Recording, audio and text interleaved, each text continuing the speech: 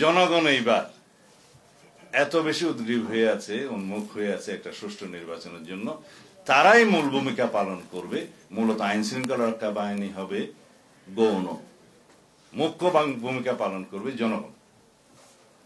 যে এইখানে কেউ অনিয়ম করার চেষ্টা করলে জনগণই পাহারা দিবে। 3 নম্বর আসলো পুলিং এবং প্রিজাইডিং অফিসার।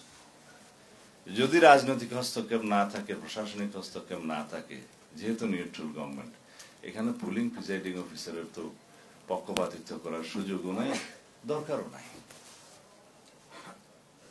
বাদ বাকি রইল জনগণ এবং রাজনৈতিক দল।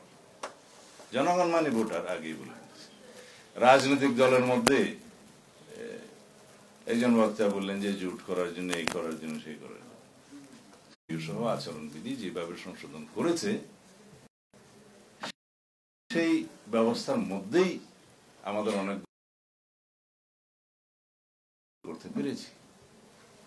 দ্যাট মিনস আগামী জাতীয় সংসদ নির্বাচনে পোস্টার লাগানোর ঝামেলা নাই, যেটা নিয়ে অনেক সময় সমস্যা হয়। সেখানে ব্যানার হবে এবং পরিবেশ বান্ধব ব্যানার হবে, কাপড়ের ব্যানার হবে ইত্যাদি। আরো কিছু বিধিবিধান করা হয়েছে আচরণ বিধিতে, যেগুলো কঠোরভাবে মানা হবে।